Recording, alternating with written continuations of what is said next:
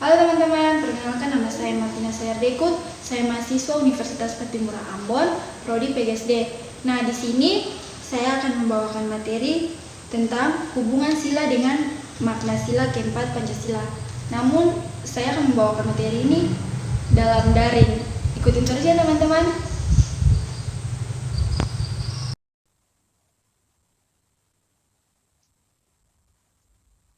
Halo, selamat pagi adik-adik.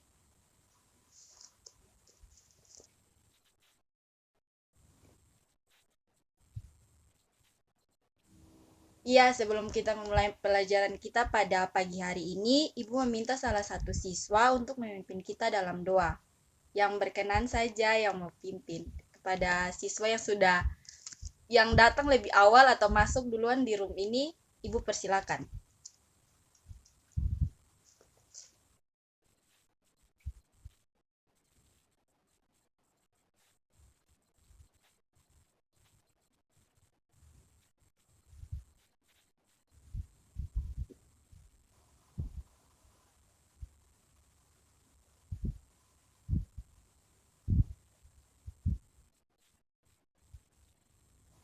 Oke, terima kasih Erlina Kadung.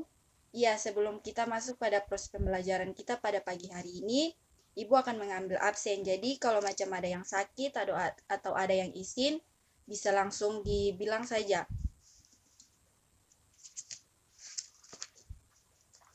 Erlina Kadung,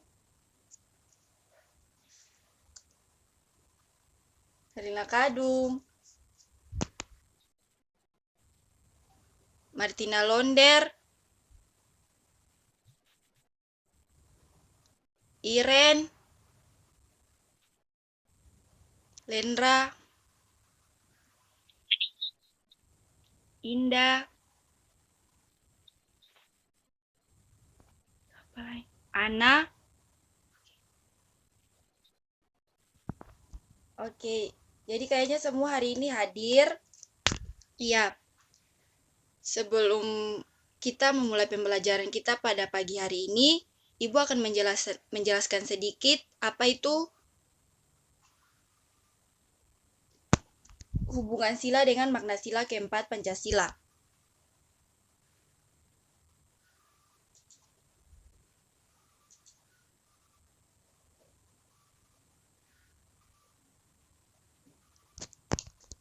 Jadi adik-adik, hubungan sila dengan keempat Pancasila ini adalah pilar ideologis negara Indonesia, namun terdiri dari dua kata bahasa Sanskerta Panca, berarti lima, dan sila yang berarti prinsip atau asas.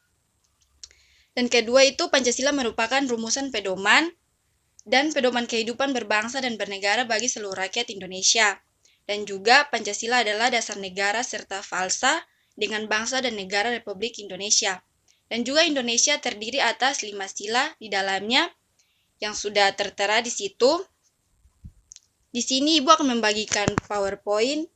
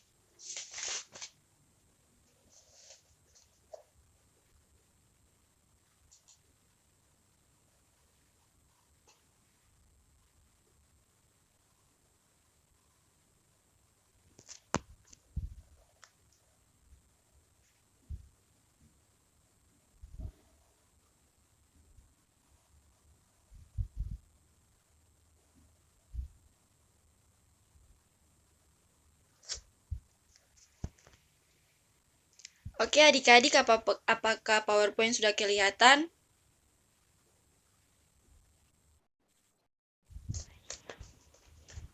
Iya, jadi hubungan sila dengan makna sila keempat Pancasila saya sudah jelaskan. Dan di sini Ibu akan menjelaskan sedikit tentang bagaimana menanamkan arti rasa nasionalisme.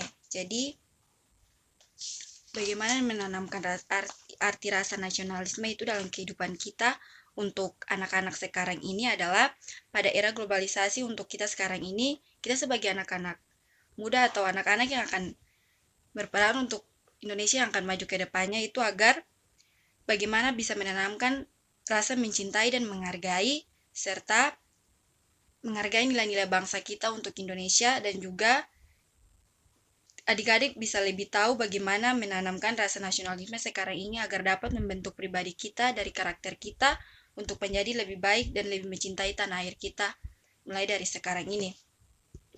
Dan juga sebelum Ibu masuk kepada pemateri yang berikut, Ibu mau tanya buat adik-adik, menurut adik-adik arti pahlawan buat adik-adik itu seperti apa? Misalnya dalam kehidupan sehari-hari, arti pahlawan buat adik-adik itu seperti apa? Ya, dipersilakan.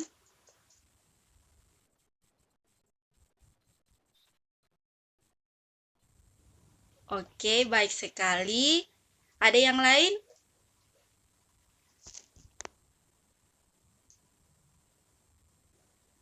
Iya, jadi arti pahlawan yang tadi sudah dibilang oleh Nona Iren. Jadi arti pahlawan itu kita dapat menolong orang dengan ikhlas. Artinya dengan ikhlas kita bisa menolong mereka tanpa ada pamrih atau segalanya dan kita juga berani dan gigih merupakan sikap yang dimiliki para pahlawan. Untuk itu, buat adik-adik, kita harus bisa menolong orang lain dengan ikhlas itu supaya agar dapat membuat diri kita menjadi lebih baik. Jadi adik-adik harus bisa mengerti arti pahlawan itu agar adik-adik bisa lebih memahami dan menolong orang lain, menolong orang lain dan bisa menolong orang lain dengan ikhlas. Dan kalau memang adik-adik menolong orang lain dengan ikhlas, adik-adik harus bisa menerima segala yang mereka inginkan. Dan juga kita akan masuk pada slide yang berikut. Nah, adik-adik, sebelum kita masuk pada slide yang berikut, Ibu akan memimpin kita dalam satu lagu dan Ibu harap adik-adik kita bisa menyanyikan bersama-sama. Dan lagu ini kita akan menyanyi lagu Indonesia Raya yang dipimpin oleh Nona Lendra. Dipersilakan.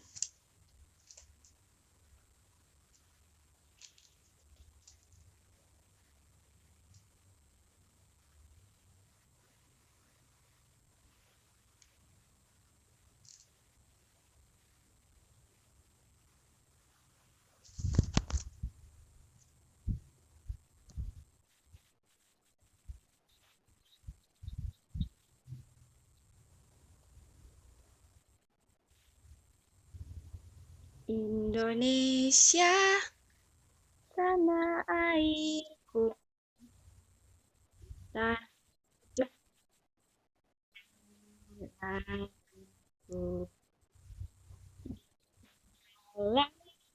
Aku ingin jadi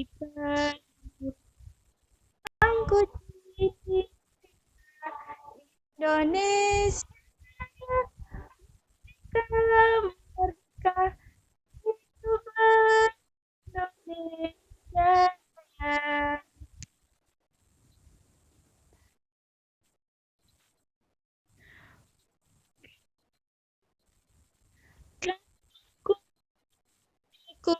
Yang ku cinta Indonesia mereka hidup.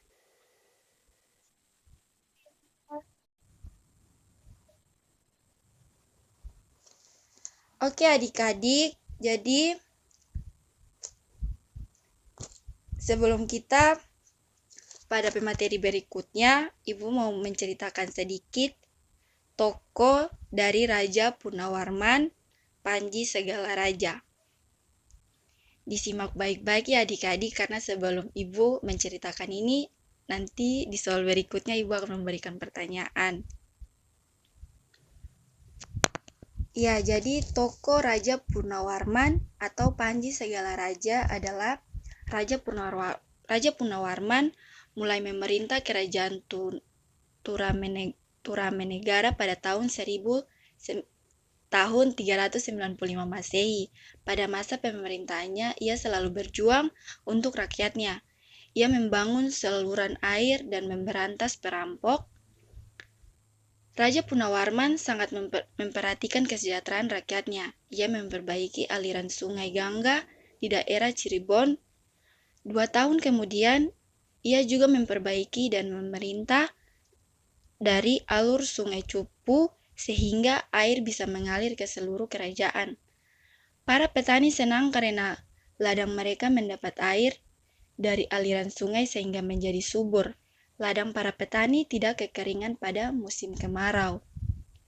Nah, adik-adik, dari tokoh Raja Purnawarman ini atau Panji Segala Raja,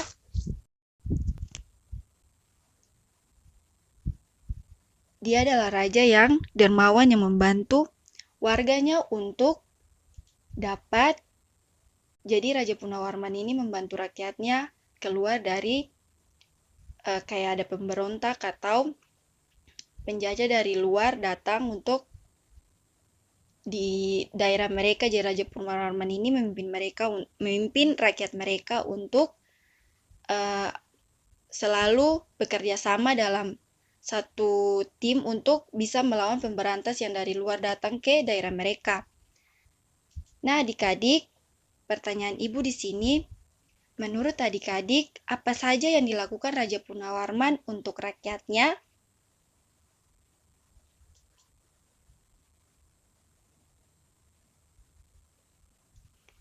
Nih, Ibu baca soal ulang. Raja Purnawarman atau Panji Segala Raja. Raja Purnawarman mulai memerintah kerajaan Tarumanegara pada tahun 395 Masehi. Pada masa pemerintahannya, ia selalu berjuang untuk rakyatnya. Ia membangun saluran air dan memberantas perampok. Raja Purnawarman sangat memperhatikan kesejahteraan rakyatnya. Ia memperbaiki aliran sungai Gangga di daerah Cirebon 2 tahun. Kemudian ia juga memperbaiki dan memperindah alur sungai Cupu sehingga air bisa mengalir ke seluruh kerajaan. Para petani senang karena ladang mereka mendapat air dari aliran sungai sehingga menjadi subur. Ladang para petani tidak kekeringan pada musim kemarau. Nah, adik-adik, menurut adik-adik apa yang dilakukan Raja Purnawarman untuk rakyatnya?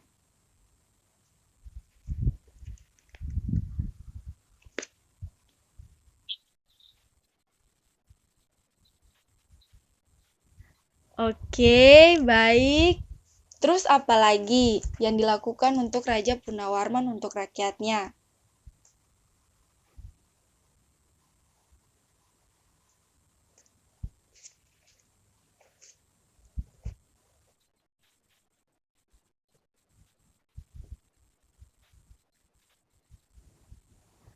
Oke, jawabannya sangat baik. Jadi adik-adik, yang dilakukan Raja Purnawarman untuk rakyatnya itu, yang pertama itu membangun saluran air untuk rakyatnya. Dan yang kedua membasmi perampok. Dan yang ketiga, Raja Purnawarman mendahulukan kepentingan dan tujuan bersama. Nah, adik-adik, Ibu tidak bisa menampilkan video soalnya di sini kalau ditampilkan video rekaman akan dimatikan. Terus ada yang tahu menurut adik-adik contoh yang dapat diambil dari Raja Purnawarman untuk rakyatnya itu seperti apa? Contoh sederhana dari Raja Purnawarman.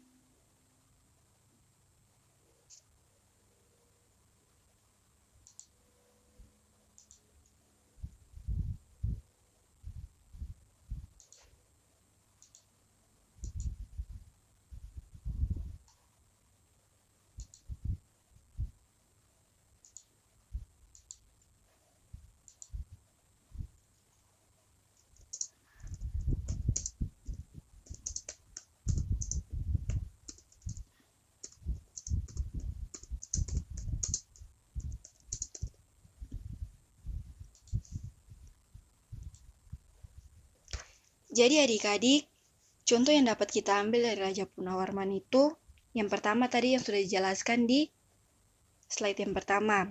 Yang tadi yang sudah dibilang oleh adik Nunalendra. Jadi yang pertama itu Raja Punawarman membangun saluran air untuk rakyatnya. Dan yang kedua Raja Punawarman membasmi perampok. Dan yang ketiga Raja Punawarman mendahulukan kepentingan dan tujuan bersama.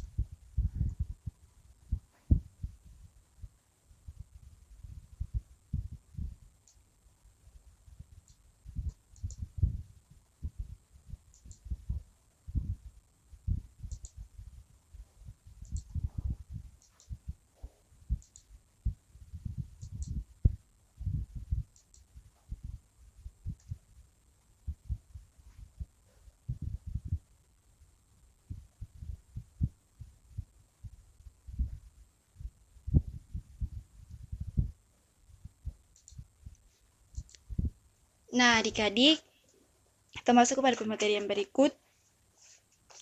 Jadi menurut adik-adik itu, contoh sikap-sikap yang mencerminkan nilai-nilai Pancasila itu seperti apa?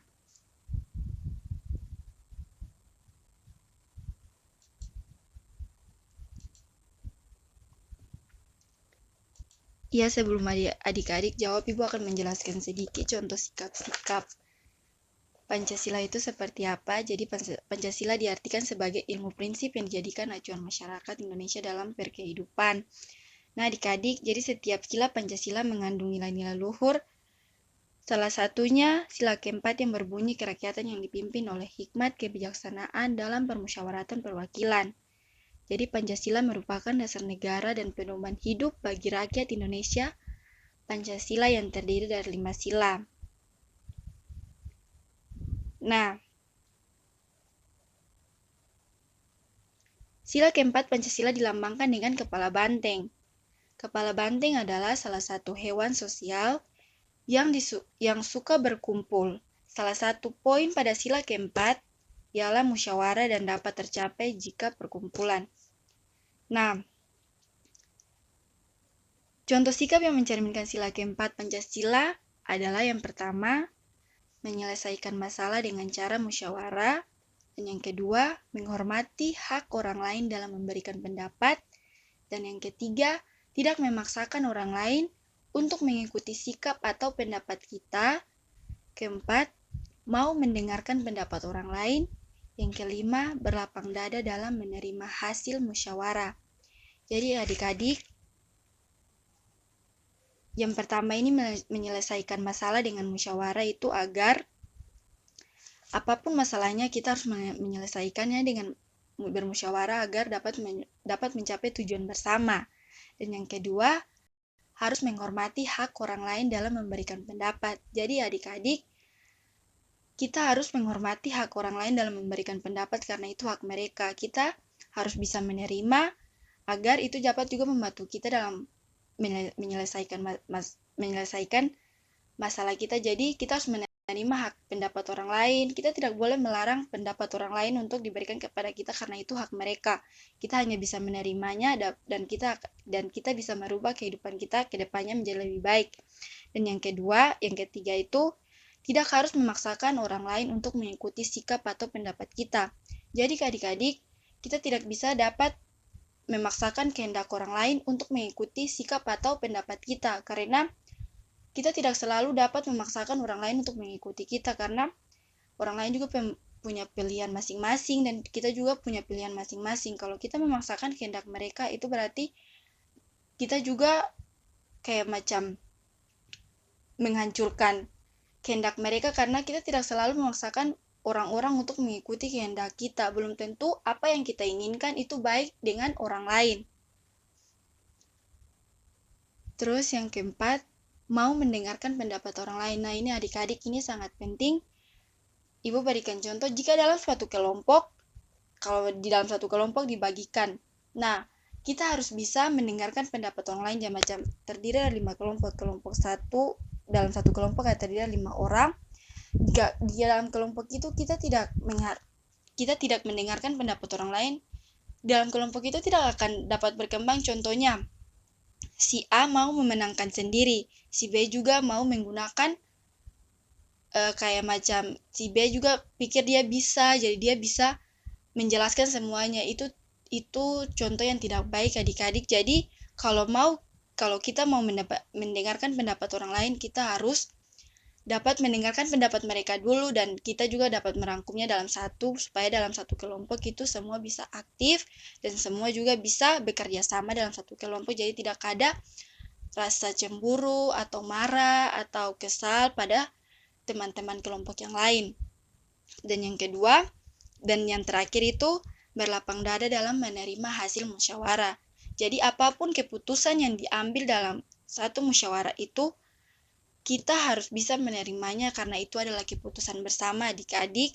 Dan juga di dalam musyawarah itu kita kan kayak macam diberikan pendapat untuk berbicara, untuk mengeluarkan apa yang akan kita bicarakan. Terus di dalam musyawarah itu kita harus bisa menerima hasilnya karena itu musyawarah bersama. Dan itu misalnya musyawarah itu contohnya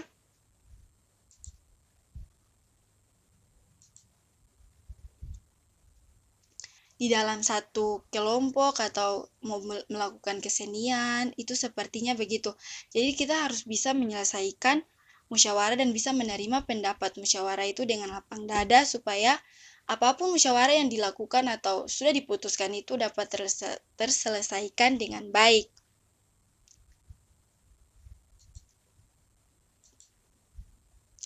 Nah, jadi begitu adik-adik. Apakah adik-adik sudah paham tentang bagaimana contoh sikap yang mencerminkan nilai-nilai sila keempat?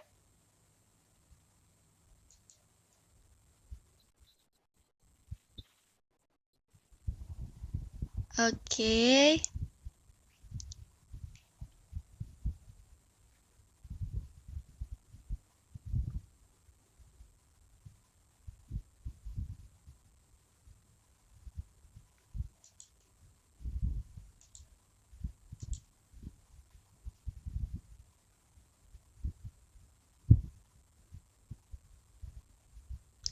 Jadi adik-adik, sebelum kita akhiri materi kita pada pagi hari ini, Ibu akan memberikan tugas kepada adik-adik untuk menganalisis, catat soalnya ya adik-adik, untuk menganalisis dan mengurutkan simbol sila keempat Pancasila.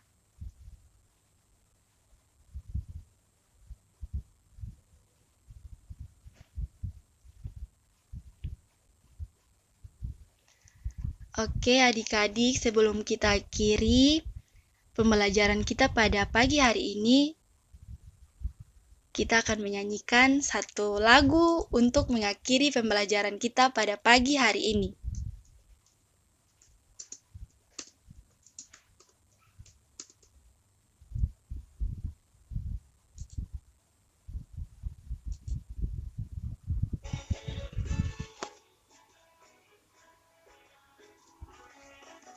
Lagu Maju Tak Gentar.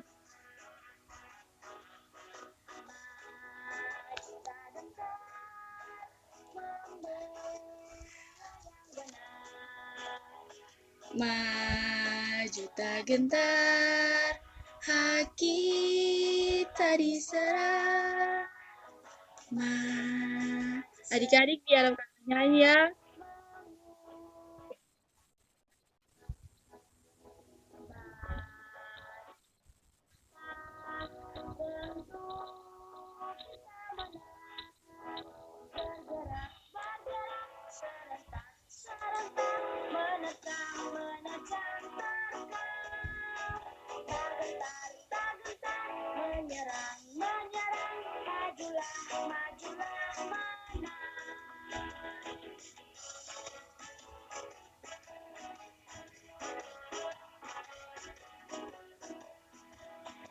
Satu, dua, tiga. Juta gentar membelayar.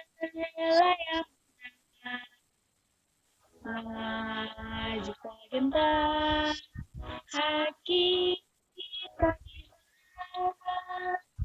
Maju tak gentar mengusir penyerang.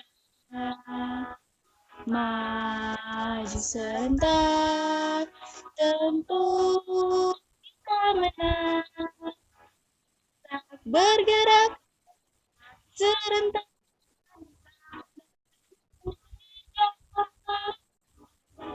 tak gentar menyerang. Maju.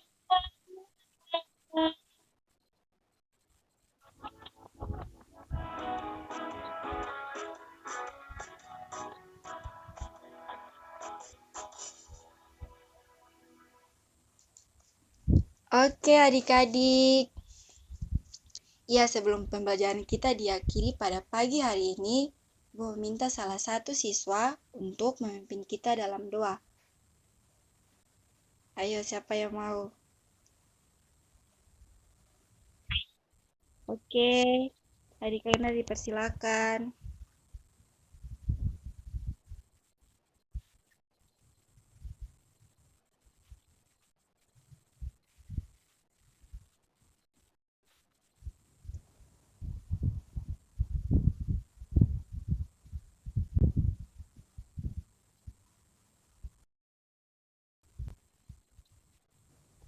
Oke adik-adik, sampai jumpa di minggu depan. Jangan lupa tugasnya. Bye-bye.